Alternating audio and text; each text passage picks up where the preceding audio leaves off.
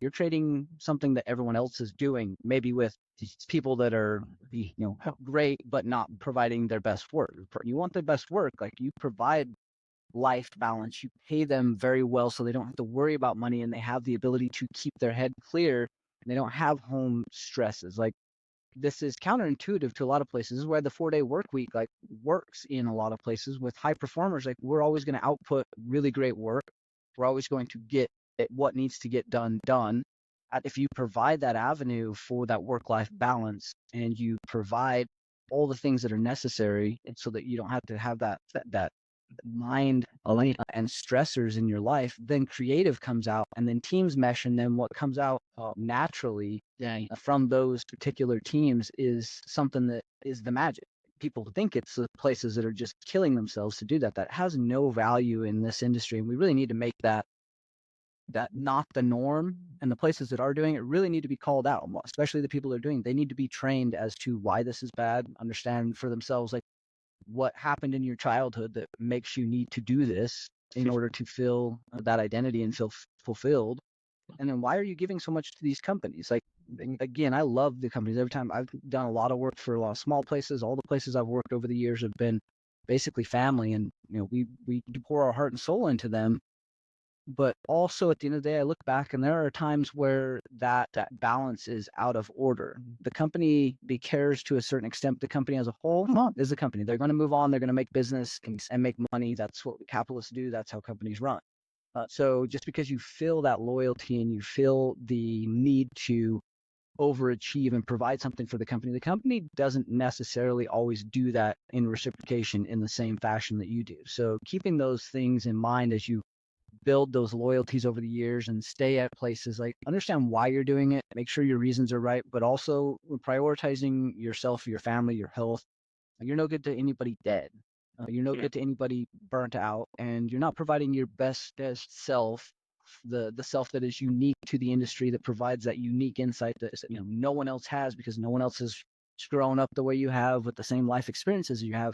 That unique perspective is critical to wherever you're at. And so bringing the best you with that unique aspect and mindset every single day, I mean, that's what the world needs. We need more people that are just this good people, bringing their unique, not trying to be a clone of someone else, not trying to fill that imposter syndrome and go be someone else. And everyone's life and journey is at a different point. There's different chapters.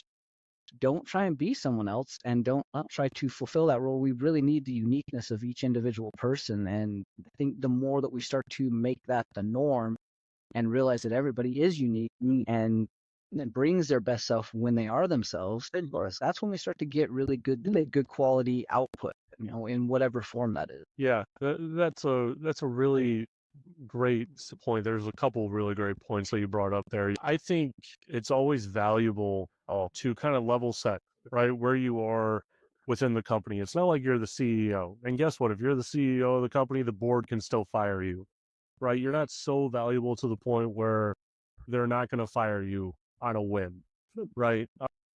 A good friend of mine, his dad spent 18 years at AT&T, something like that, 2 years away from getting his pension. He was grandfathered into this pension thing. And then AT&T a couple of years ago decided, all right, well, we're going to try our hardest to get rid of these people that are going to get pensions, right? And so for the next, year and a half, right, he fought really hard to just stay at the company, stay with the pension, just be there. Like he literally moved away from his family to Dallas because like they actually thought, okay, if we just tell him that his job moved to Dallas for the next 2 years, he won't take it, right? Like, he won't take it. We won't have to do the pension. It'll be great. And so they did that, and he literally moved away from his family for 2 years to get this pension because he had worked towards it. He kind of planned his retirement around it. Right before he gets it, they let him go. Right, like they let him go. They figured out some reason to let him go. They let him go. I think it was like 3 or 4 months before he was gonna, get the pension and whatnot. And he I don't want to say he had to start over, but like at a company, he had to start over. He had to find another job. He had to go somewhere else. He no longer gets that pension that he was. I wouldn't say that he was counting on it, but he was definitely being like, yeah, I'm gonna get this chunk he was obviously calculating that in, so like you're never going to be so valuable that a company like won't get rid of you. I mean, in fact, when I was working those 80 hours with my team of 12 people, right, we were all told like a quarter into the year, hey, if you accomplish all of this, we're all going to get like giant bonuses. We're all going to get giant raises. Whatever you want, it's going to be yours. We won't even have to fight for it. And we get to December, right, when they're telling everyone what their bonus is and everything like that. And every single one of us did not get a bonus. We didn't get a raise. We got you should have worked harder. I know you accomplished everything that we set out to do, but you should have worked harder. You could have done more. You could have worked 100 hours a week, right? And literally, like the next week, I put in my notice, because like at that point, I learned the lesson hard, right? Because I liked the company. The company felt like a family to me. And unfortunately, it was just this one manager that was like that. And I tried very hard to move within the company, to avoid leaving because I actually liked it a lot. And that didn't work out because there was just no openings on other teams, right?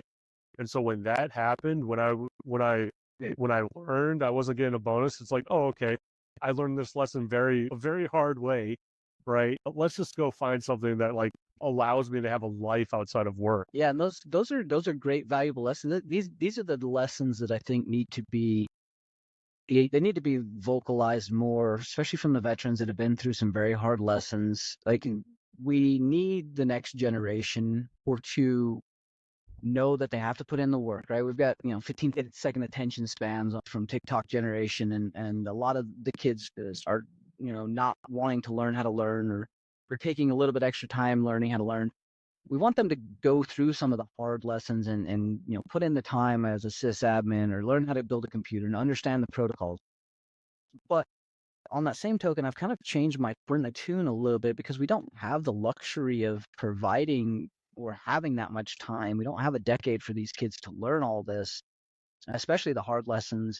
And so while it is great for them to have to go learn themselves and or fail themselves so they can figure it out, we need a lot more people in this industry, and we need them very quickly. A lot of us are getting up there in age. A lot of us have gotten, burnt out. We have hundreds of thousands of jobs and fill positions that need to be filled, but with requirements that are just unfeasible now. There's just not enough of us that started in the beginning. It's a time issue. We don't have that decade to kind of fill that time. And so getting these lessons out there and articulating these lessons to the next generation so they learn faster, they don't fail as much, and they can shortcut some of the things that we had to do. Like, what is the fastest way to get to the minimum viable knowledge while still learning some of those lessons, but maybe only secondhand, so you don't have to go through them and have 5 years of with bad management and poor work and horrible health and all the things to get to the next job where you've learned that lesson and now